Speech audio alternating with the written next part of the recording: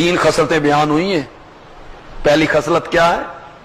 حلال و حرام کی تمیز کیے بغیر مال اکٹھا کرنا.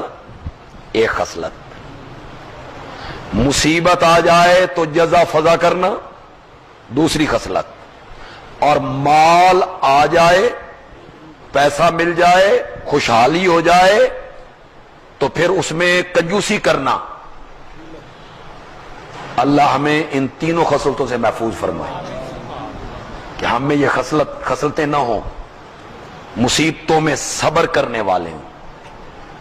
دکھوں میں دکھ آتے رہتے ہیں بندوں پر.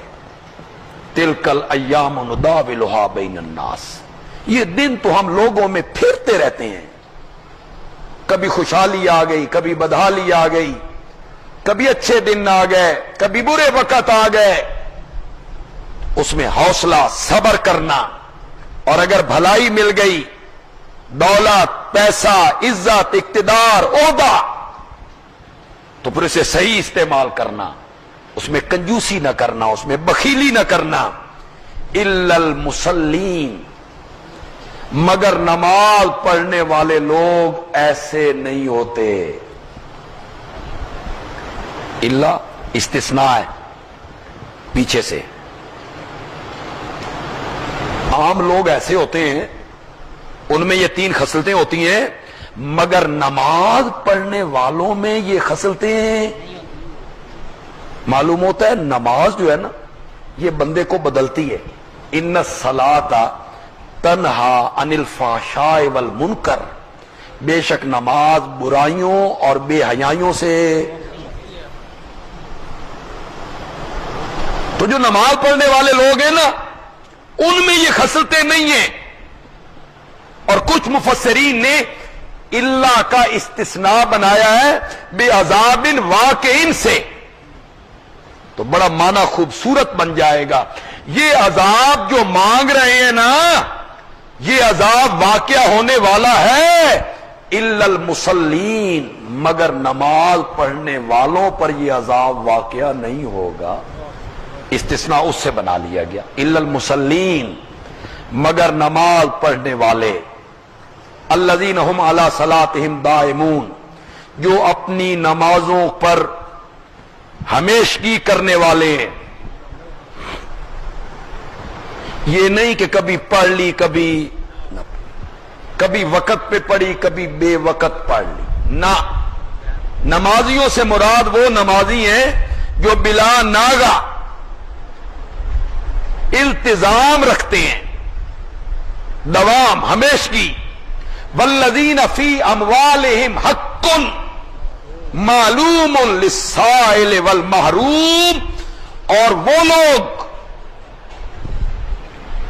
ان کے مالوں میں ایک مقررہ حق ہے.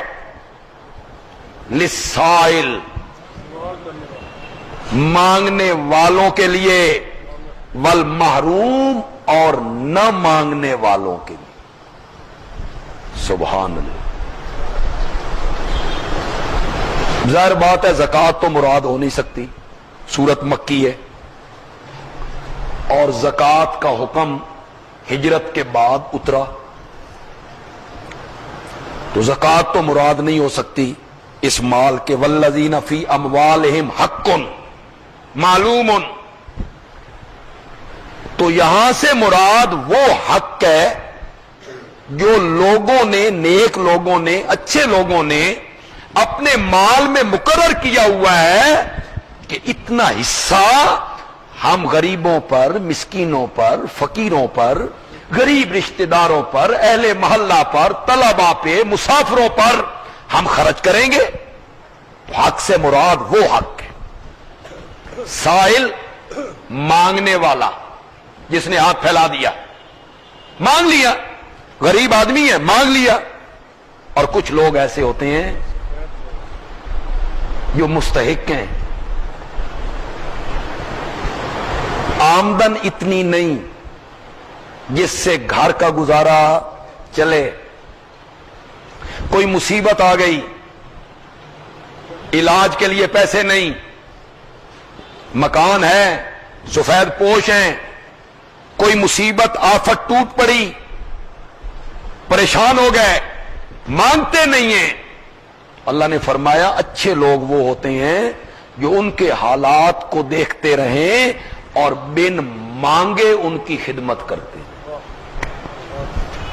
उनको देखें, वो सफेद पोश लोग, मुस्तहिक लोग, न मांगने वाले, हाथ न फैलाने वाले, खुददार लोग। वल्लज़ीन युसद्दिकून बियौमिद्दीन, और जो लोग क़यामत के दिन की तस्दीक करते हैं। वल्लज़ीन हुम मिन अज़ाबि रब्बिहिम मुशफ़िकून, और जो लोग अपने रब के अजाब का खौफ रखते हैं। इन्ना अज़ाब रब्बिहिम गैरु मामून, बेशक उनके रब का अजाब जो है ना वो ऐसा नहीं है कि उससे बंदा निडर हो जाए ना, उसके अजाब से हमेशा बंदे को डरना चाहिए कि उसकी पकड़ बड़ी सख्त है। वो मिनटों में गदाओं को बादशाह बना देता है और बादशाहों को गदा कर देता है। उसके अजाब से, उसकी कुदरत से खौफ रखना चाहिए। ये मानसेरा के इलाके में और बालाकोट के इलाके में जो जल्जला आया था, जल्जले में मकान गिरे, बस्तियां तबाह हुई, पहाड़ फटे, बंदे मलबे के नीचे दब गए, जमीन फट गई। 5 मिनट पहले वो करोड़पति थे, करोड़पति, और 5-10 मिनट के बाद वो रोटी के लिए हाथ फैला रहे हैं। यहां से इमदाद जा रही है, वो गाड़ियों के आगे लाइनें लगा के खड़े हैं, वो करोड़पति लोग। तेरे रब का जो अजाब है वो ऐसी चीज नहीं है कि बंदा उससे निडर हो जाए। ये कौन लोग हैं अजाब से बचने वाले? मुसल्लीन से उसको जिक्र शुरू किया, नमाज से। फिर क्या कहा? माल खर्च करते हैं, क़यामत को मानते हैं, रब के अजाब से डरते हैं। अगली जरा बात को गौर से सुनना है, जरा आपने इस जरा नोट करना है आपने। वल्लज़ीन हुम लिफ़ुरूजिहिम हाफ़िज़ून, अजाब से बचने वाले लोग वो हैं जो अपनी शर्मगाहों की हिफाजत करने वाले हैं। वो जिना नहीं करते, वो बेहयाई नहीं करते। इल्ला अला अज़वाजिहिम, मगर अपनी बीवियों पर, जो हक हलाल है, जायज है, बीवी है एक, औ मा मलकत ऐमानुहुम, या उनकी लौंडियां, जो अमीरुल मोमिनीन ने उनमें तकसीम की हैं। जिहाद हुआ एलाए कलिमतुल्लाह के लिए, और कुफार की औरतें कैदी बनी, और अमीरुल मोमिनीन ने फौजियों में उन लौंडियों को तकसीम किया, तो वो लौंडी उस फौजी के लिए हलाल है। अमीरुल मोमिनीन का देना और उसका कबूल करना। निकाह में औरत कैसे हलाल हो जाती है? 1 मिनट पहले तो उसको देखना हराम है। इतनी सी बात कि औरत ने अपनी जान इतने हकमार के बदले रूबरू 2 गवाहों के तेरे सुपुर्द की। उसने कहा कबिल, तो मैंने कबूल किया, तो वो औरत क्या हो गई? हलाल। निकाह में भी तो यही है, तो वो लौंडियों में भी यही है। ये नहीं है कि जो लौंडी जिस फौजी के हाथ में आ गई, चल भाई तेरी हो गई ना। अमीरुल मोमिनीन की तकसीम और उस फौजी का कबूल करना। अजाब से बचने वाले लोग वो हैं जो अपनी शर्मगाहों की हिफाजत करते हैं, जिना नहीं करते, और शहवानी कुव्वत किसी जगह पे सरफ नहीं करते। सिर्फ 2 जगह हैं, एक बीवी और दूसरी लौंडी। आगे सुनिए, فمن ابتغى وراء ذلك، جو آدمی ان دو جگہوں کے علاوہ کوئی تیسری جگہ تلاش کرے گا، فاولئک ھم العادون، وہی لوگ ہیں حد سے نکلنے۔ یہ میں نے بالکل لفظی ترجمہ کر دی ہے، کچھ سمجھیں آپ کہ کو نہیں سمجھیں؟ دو چیزیں ہیں صرف، ایک بیوی ایک لونڈی، تیسری کوئی چیز۔ یہ سورت مکی ہے۔